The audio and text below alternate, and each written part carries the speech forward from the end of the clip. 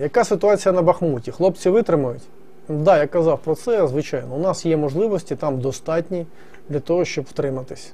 Не те, що втриматись, дати серйозну відсіч ворогу. Достатньо там військ,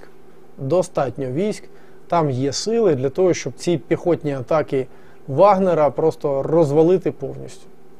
Я сподіваюся, що найближчим часом все ж таки прийде усвідомлення, що там проблема не переваги противника, а проблема використання правильної організації управління тих значних сил, які там є. І це треба робити без психозів, без якихось оцих службових розслідувань кримінальних справ негайних. А це треба зробити шляхом аналізу.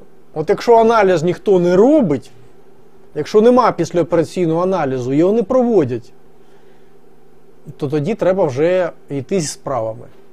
Я все ж таки сподіваюся, що розум переможе і почнуться вкладатися інтелектуальні зусилля в аналіз власних дій. В післяопераційний аналіз. After Action Review. Дякую.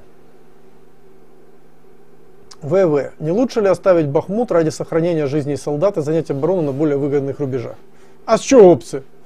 Там дуже вигідні позиції, у нас там чудові позиції, у нас достатньо сил для того, щоб там розгромити просто противника і втримати це місто.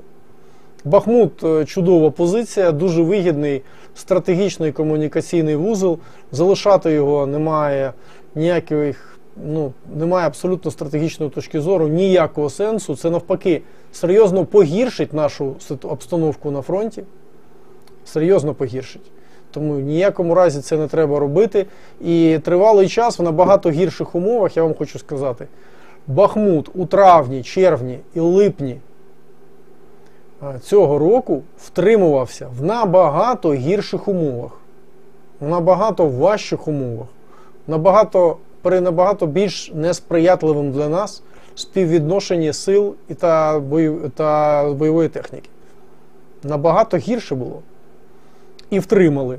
Ну і зараз треба втримати. Ви просто, скажімо, подивіться просто на саму карту комунікацій на Донбасі. Це важлива дуже позиція.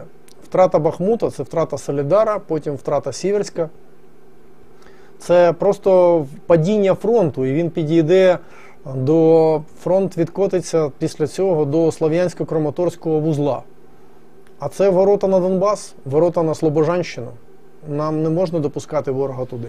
І головне, я вам хочу сказати інше, що у нас є там достатньо сил. Я не перебільшую зараз, зараз вам не кажу про оптимізм. Там достатньо сил. Тому будемо сподіватися, я впевнений, що там будуть і гарні звістки теж.